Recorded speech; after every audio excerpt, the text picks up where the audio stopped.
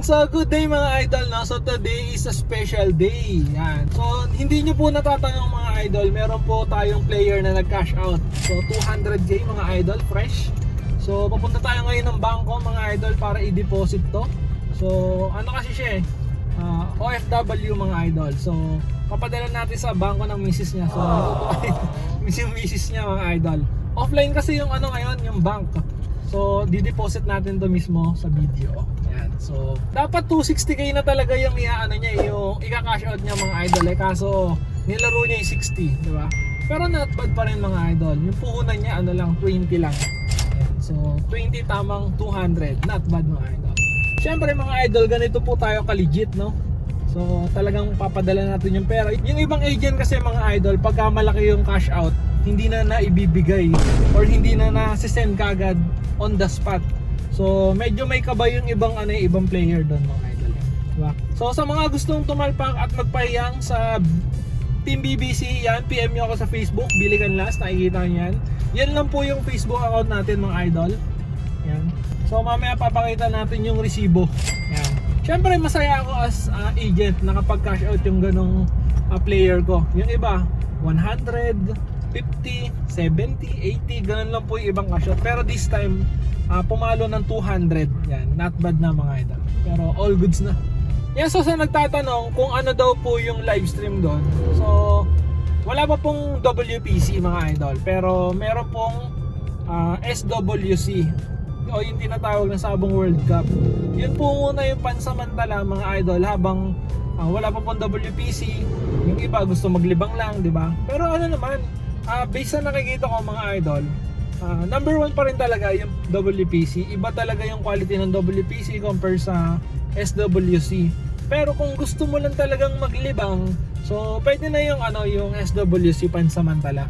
So sa natin ngayon, sa available na live stream natin mga idol, yun pa lang yung para nakikita ko na quality, yung SWC. Goods na rin mga idol. Ako minsan naglilibang-libang rin ako kasi hindi naman all the time nakakapunta tayo sa Sabungan, hindi naman all the time nakakapunta tayo or nakakanood tayo ng iba't ibang quality fights. Basta mga idol, palagi kong sinasabi sa inyo, talpak moderately lang. Ang talpak mga idol, hindi po yan negosyo, di ba? Hindi po yan pwedeng pagkakitaan.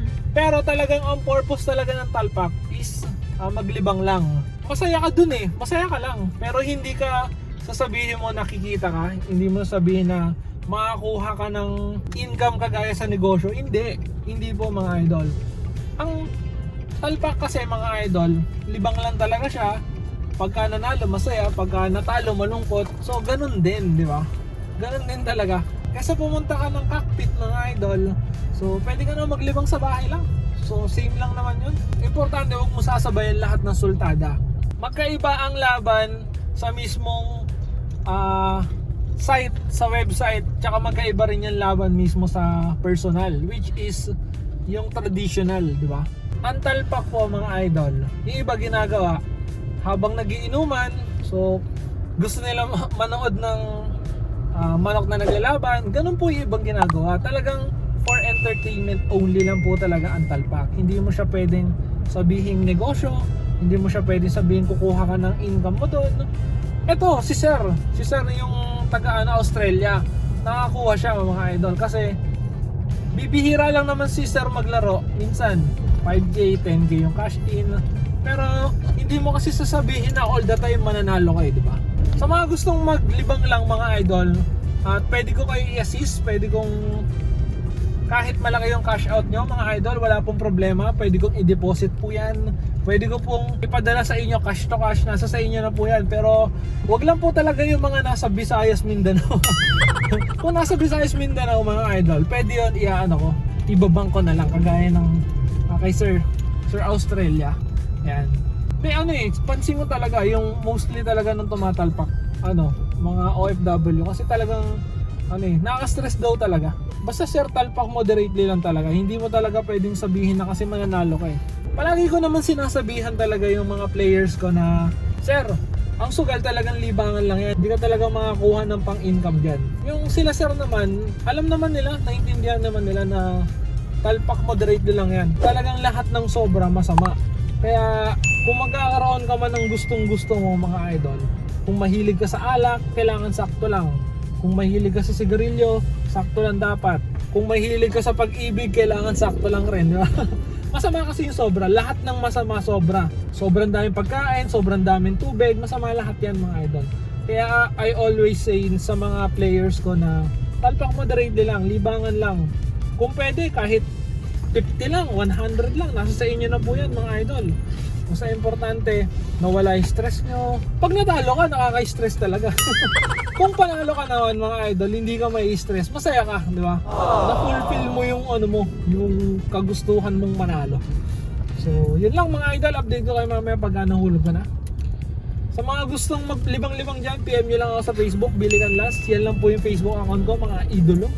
Ha? Mamaya ulit mga idol, kita-kits tayo. Alright? Yan, so mga idol, nakapag-deposit na po tayo. Yan, yun kita. Di ko alam kung kita nyo yung mga idol eh. Pero bawal ipakita yung details eh. Ayan o. Yan, congratulations boss Australia. Yan, medyo paulan na. Aba ng pila sa ano eh, bangko. Pero all goods pa rin, congratulations. At sa lahat ng mga gustong magpahiyang at tumalpak, PM nyo lang ako sa Facebook, Bilikan Last. Yan lang po yung legit account natin mga idol. Yan, so sa muli po, talpak moderately. So yun lang po mga idol, maraming salamat po. Palagi ko pong sinasabi, talpak moderately, at ang talpakan na laro po mga idol, para sa mga adult lang at sa mga marunong tumantya. Yan. So yun lang mga idol, maraming salamat po sa nagtitiwala sa Bilikan Last. At syempre, kay sir, congratulations po. Yan, so sa mga hindi pa nakapag-subscribe, subscribe nyo na Bilikan Last TV mga idol. Maraming salamat sa mga sumusuporta at nagtitiwala sa Bilikan Last TV. Like, comment, subscribe at kita-kits soon. Alright?